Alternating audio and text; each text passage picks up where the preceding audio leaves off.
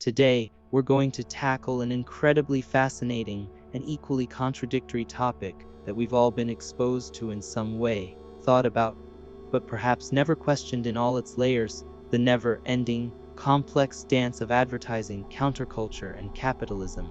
Have you ever wondered how ideas and styles that were once symbols of rebellion against the established order, of defiance, of being different, suddenly appear in the windows of the most popular brands in the glossiest advertising campaigns? Is the rebel spirit truly for sale? Or is this another manifestation of capitalism's ability to absorb and transform everything? Or perhaps this interaction is a far more complex process than we think, one that might even yield unexpected results. In this video, we will chase after these very questions. We will delve into the depths of the glittering world of advertising, try to understand the fiery spirit of counterculture, and attempt to reveal, in all its starkness, how capitalism relates to these two, how it affects them, and how it is affected by them. Fasten your seatbelts, because this journey might push you to question some truths you thought you knew. If you're ready, let's start peeling back the layers of this fascinating and provocative topic together.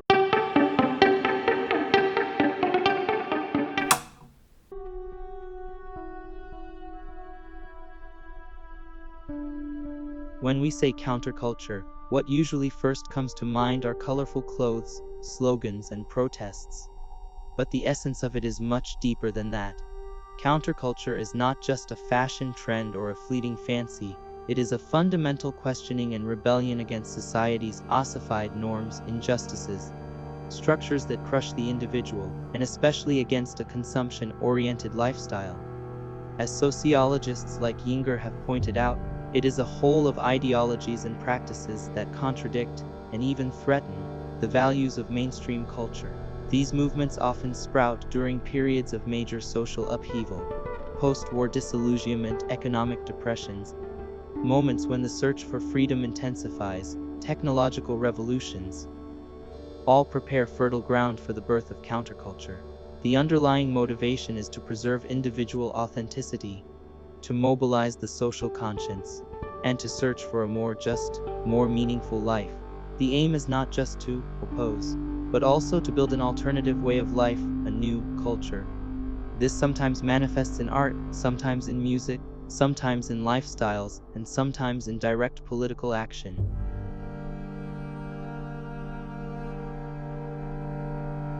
Now let's take a closer look at the brightest, most dynamic, and perhaps most controversial face of the capitalist system: advertising. Capitalism, by its nature, constantly aims to grow, produce, and consume. Advertising is one of the most important engines ensuring the smooth operation of this giant wheel. When we look at its history, the increase in mass production with the Industrial Revolution necessitated the search for new methods to consume what was produced. Modern advertising was born and developed precisely in response to this need. The task of advertising is not just to inform. Its main purpose is to create desire, shape needs, and ultimately direct us towards consumption. In doing so, it uses all the means of psychology, sociology, and even art. Colors, music, slogans, stories, all aim to penetrate our subconscious and develop a positive attitude towards certain brands and products. As the French thinker Bernard Stiegler pointed out, modern capitalism is governed more by consumption than production, and advertising techniques can lead to the destruction of psychic and collective individuation. Ads promise us not just a product, but an identity, a status, a way of being. They whisper the message: if you own this product, you can be the you of your dreams.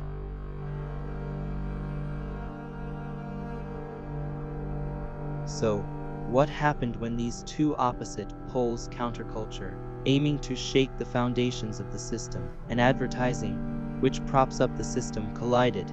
This is one of the most crucial points of our story. Initially, advertising generally reflected conservative values and the mainstream lifestyle. However, with the 1960s, youth movements, hippies, civil rights advocates, anti-war activists, and similar groups, especially in the Western world, began to question traditional consumption patterns and the language of advertising. Advertisers quickly realized that this new and influential consumer group, namely, young people, no longer responded to old-fashioned messages. The way to capture them was to speak their language, to touch upon their values and rebellious spirit. As Thomas Frank detailed in his book, The Conquest of Cool, advertising embarked on the path of conquering cool. The fundamental arguments of counterculture, such as being different, individuality, and rebellion against authority, slowly became central to brands' marketing strategies. Volkswagen's minimalist and witty, "Think Small" ads of that era, while offering a subtle critique of large American cars and consumer frenzy, were actually addressing the very audience that possessed that critical spirit. In Coca-Cola's famous Hilltop ad, young people from different ethnic backgrounds gathered on a hill singing songs of peace and harmony, thereby associating the brand with these universal values. Apple's 1984 ad, with its reference to George Orwell's dystopian world, painted an image of a savior, challenging the status quo, while its "Think Different" campaign brought the brand together with creativity and a revolutionary spirit by using rebellious and iconic figures like Martin Luther King Jr. and John Lennon. Nike combined its "Just Do It" philosophy with a rebellious attitude by featuring defiant and rule-breaking athletes in its ads. This process is called co-optation, or incorporation. The most powerful symbols and discourses of counterculture suddenly became the most attractive products of the capitalist market. Rebellion turned into an image that could be packaged and sold.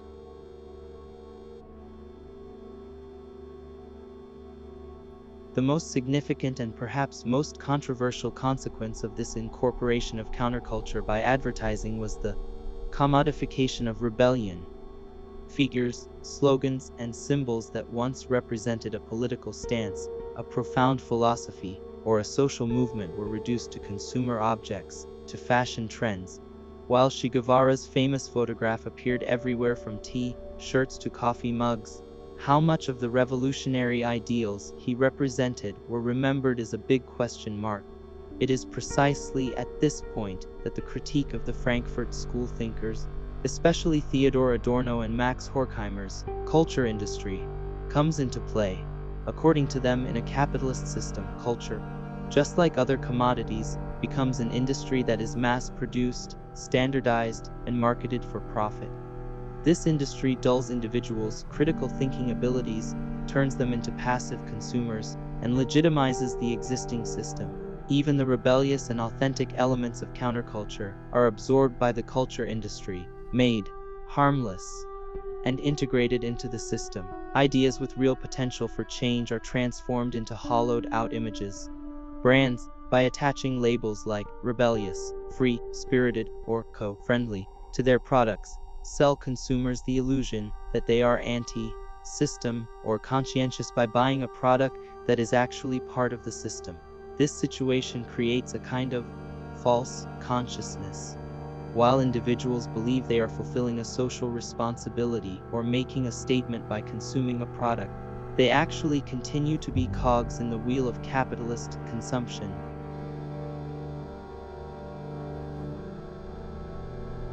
So, how is this complex dance being performed today? The digital age, social media, and the increasing social awareness of Generation Z have pushed brands to develop new strategies. Consumers, especially young people, now expect brands not only to offer quality products but also to take a stance on social and environmental issues and to assume responsibility. It is at this point that concepts like brand activism and woke capitalism come to the forefront. Brands like Patagonia have stood out for years with their environmental activism and sustainability policies. They can even take a stance that questions consumption with radical advertising campaigns like "Don't Buy This Jacket." Dove's Real Beauty campaign gained widespread appreciation by challenging standard perceptions of beauty. Brands like Ben & Jerry's actively raised their voices on various social justice issues. Such examples are considered authentic brand activism, where brands genuinely pursue social good and act in line with their values. However, there is another side to the coin. Many brands approach these issues superficially, merely for image building and increasing profits. By capitalizing on the popularization of social movements and sensitivities, we call this wokewashing, or in environmental matters, greenwashing. For example, a company might continue its polluting production practices on the one hand, while presenting itself as eco-friendly, with a small donation or an advertising campaign on the other. Or a brand might appear to support a social justice movement, while disregarding these values in its own internal policies. Consumers are now much more conscious and critical of such insincere approaches. Thanks to social media, inconsistencies between brands' actions and statements can be exposed much more quickly, which can lead to a serious loss of reputation. Therefore, authenticity and transparency are becoming more important than ever for brands.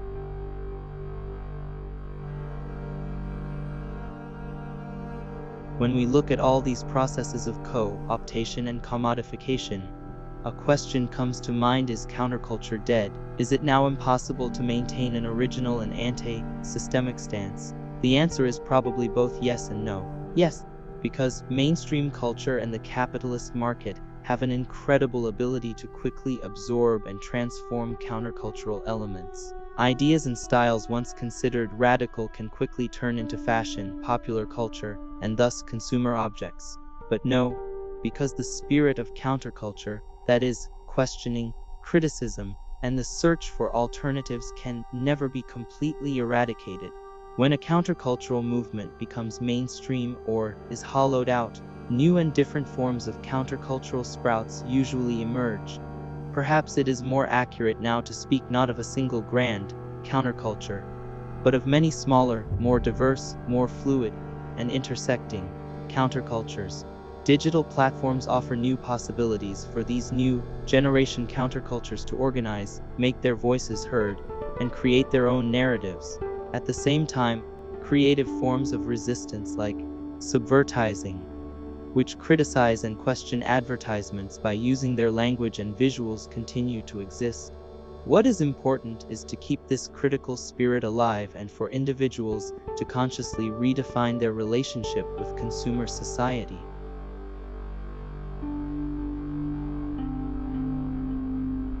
As you can see, the relationship between advertising, counterculture, and capitalism is too complex and multi-layered to be separated by clear black and white lines. This is a constantly ongoing, dynamic process of interaction. On the one hand, there is the individual's desire for liberation, finding meaning, and making the world a better place. On the other hand, there is a huge, profit-oriented system that tries to turn even all these desires and ideals to its own advantage. What should our role be in this equation? Perhaps the most important thing is to be conscious consumers and critically thinking citizens. To question what advertisements tell us, which of our emotions they appeal to, what lifestyles they idealize. To investigate how sincere brands' stances on social issues are, and how much their actions align with their words. And most importantly, to determine our own values and priorities, and shape our consumption habits accordingly. Let's not forget that every choice is like a vote.